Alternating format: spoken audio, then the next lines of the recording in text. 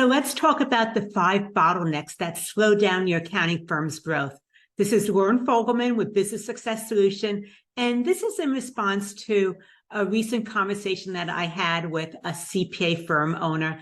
And this person just was unable to imagine being able to slow down and not have any struggles, having things be easier as opposed to getting harder as her firm continues to grow.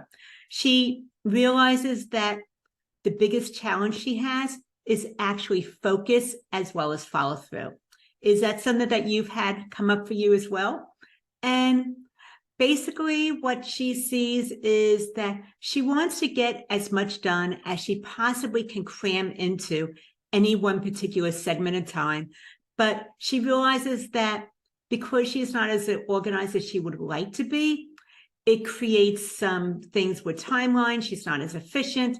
And that's where some of the challenges come up for her. So what I find is that you're doing a lot of things as a business owner, and possibly you find yourself starting a lot of things, but not everything gets finished in the timeline that you want it to. Or some things just kind of like fall off the edge and they never ever get finished, even though you actually started on a particular thing. And when that happens, where you're starting things, but you're not having follow through and finishing, it leads to clutter as well as inefficiencies in your firm's operations and how it is that clients work with you also. So my feeling is that your firm is only as strong as its weakest link. And where is that weakest link in your firm? So think about it. Take a really good hard look and figure out where the bottleneck is. And when you are able to really do that, then you can actually figure out where are things getting stopped or maybe piling up, or that is affecting the flow from beginning all the way to end. And that gives you insights as to where you need to pay attention and maybe something needs to be adjusted. So I want to give you 5 bottlenecks that's going to go ahead and slow down your firm's growth. The very first one, and if you have some thoughts as to what those bottlenecks are, please go ahead and share. But the very first one, top of my list, is perfection. This is where we realize, okay, your firm, it's your creation. You started it right from the get-go and got it to where it is now. And because that you want things to be really above exceptional, you want it to be very client-centered, you want things to go smoothly every single time. But let's just be honest. Perfection doesn't always happen, especially things don't always go as we plan it to. Sometimes things get messy. And there's a concept that I was talking with this firm owner about called build the plane as you fly it. This means that you start with good enough and then you make corrections along the way. But at least you go from thinking about it or reviewing it 3, 4, 5 times before you actually get it sent out, and you get it sent out, and that way you can make some corrections later on. So think about if you've been thinking about possibly adding to your team, wanting to expand your firm because you have more business coming to you, you've been having to turn things away, but you feel like you don't have all the processes written down and in place yet, then that might be actually a bottleneck that's hindering your firm's growth. So once again, build the plane as you fly it. You want to get started, and then you make some adjustments, corrections, or you put some things in place as you're going along that path. So that's number 1. And then number 2 is comparisons. Comparisons is where we feel that we need to keep up with everybody else because there's FOMO, there's that fear of missing out, that if you don't do this or follow the next trend, then there might be an opportunity that you won't be able to take advantage or that's going to pass you by. The other thing about comparisons is we tend to compare up. So we are looking at people who are further along and ahead of us. And what that happens for a lot of people is it might create feelings that, how come you're not doing it? And then you get self-critical and you start wondering why they're so much further ahead and you're not having that, which leads to sometimes envy, jealousy, or sometimes maybe even putting yourself down.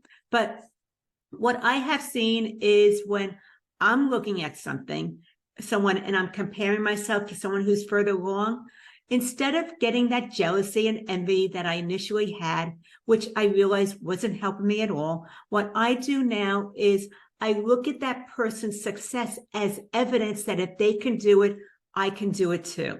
So now it's no longer envy or jealousy that comes up. It's more of recognizing of what's possible and that there's some things that can happen. If I make some changes along the way, I can eventually have that happen to me too. And that removes all the negativity that happens when you go into that comparison road. So think about that for you. If you use that as evidence, someone else's success, that they did it so you can do it too, how would that change things for you? And what would that eliminate as well? The third thing is control freak. So many firm owners, they want things to be done a certain way. You started things out your way. You maybe hold on to tasks that are below your skill set, or you realize that things are getting stopped on your desk because there's other work being done and you're the bottleneck there. You just can't get to these other things fast enough. As a result, once again, it affects focus as well as follow through. But as your firm continues to grow, there's some things you no longer ought to be doing yourself because it's below your pay grade, or possibly someone else can do it faster and better than you, or even enjoy it more than you might enjoy it yourself. So some things might need to be able to be moved off of your plate in order to continue growing. And I'm going to say, if you're going to get people on your team, you want to think about possibly surrounding yourself with a team that is better at doing some things that you are, and they are smarter about some aspects of it, so that everybody is really contributing and on the same page. And that you know that if you're passing something on, you can now pass it on with confidence because this person has the exact skill set you need to be able to do that particular part of the work. So find people who tend to play at the things that you struggle with. Those are the things you want to get off of your plate first. So think about the things you don't enjoy doing. They feel like punishment. It takes longer than average. You want to get someone on board that loves doing those things and can do it so much better than you. And that way you can pass it on to someone with confidence. And then the fourth one is serious business. What I mean is there are always something that's going to need your attention. It's similar to laundry. As soon as you do a load of laundry, somebody else is throwing their dirty socks in the hamper. There is always something that needs your attention as a firm owner. And this means that as soon as you correct one bottleneck in your business, another one's going to pop up that needs to be fixed. Because this is an evolution. It is more like a journey, which means it is never ending. So if you don't look at it that way, of it being never ending, you find yourself working 7 days a week, 70 hours a week. It is not sustainable. It leads to burnout, exhaustion, and wondering why you're going down this path. It's not what you originally signed up for. So we want to think about, okay, what are the things maybe that you can take back in your life? So you have a personal life. It's not just about work any longer. And doing some things that maybe are corrective so that you can find the joy in your firm and the work as opposed to feeling like it's a grind. So yes, things do need your attention, but if you're doing it all day, every day, it's not something now that's going to support your quality life. You find that your business actually detracts from it. So we need to take corrective action so that once again, you have your personal life, you can recharge, and your firm and the way it's set up will support your quality life, not once again take from it. And then number 5 is mistakes happen. So if you're not making mistakes, then you are stagnating. Think about that. You're sticking with the status quo. You're not taking any risks because you don't want to make mistakes and you don't want the possible pushback or fallout that can happen as a result of that. And if you do make a mistake, maybe you find yourself dwelling over it. And as a result of that, that affects your focus and your workflow as well. But instead of looking at mistakes as a critical thing that really is the end of it all, and things will never be the same again. What you want to do is change your way of looking at mistakes. They are learning opportunities. I believe that even if something doesn't get the end result that you wanted and you made a mistake, there were probably so many positive things that you did do, even though you didn't get the outcome that you wanted. So this is where you want to realize mistakes do happen. Success is messy, especially when you're the firm owner. You want to learn what went wrong.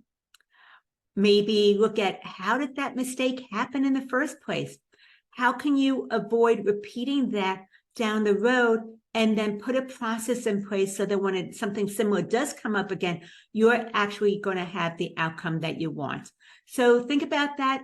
Instead of it being a mistake being an end all and a judgment about you and your firm and your capabilities, what you want to do is look at it as a learning opportunity to figure out what happened, what you could do differently, where do you need to put a process in place so that when you're at that point again at some future place, you have the outcome that you want next time around. So those are the 5 bottlenecks that slow down your firm's growth: is perfection, comparisons, being a control freak, being too serious about your business where it taps into your quality of life and takes away from it, and getting stopped when you do have mistakes.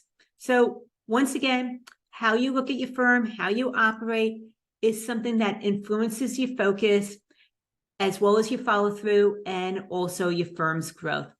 Pay attention to the bottlenecks in your firm, because so often it is the firm owner that is the biggest bottleneck that is slowing down growth. And if you realize that you want growth, but you maybe have some thoughts, you're getting in your own way, you know that there's a better way, but you're just not sure how to achieve that, then that awareness is the first step. And this is where you get to take charge of your firm instead of your firm taking charge of you. If that's something that you want, then please send me a message. Let's go ahead and have a meeting and a discussion about how that would apply for you so that you can actually grow your firm, realize that you're no longer the bottleneck, have the things in place that allow room for your firm to grow in the way that you want it to, because you deserve to have your dream firm that supports your lifestyle instead of one that takes away from your quality of life. You deserve to earn more and engage quality clients. So if that's something that you want for yourself, please reach out, let me know, and I would love to have a discussion with you further about how to make that happen. Loren Fogelman, showing firm owners how to double their income, working half the time.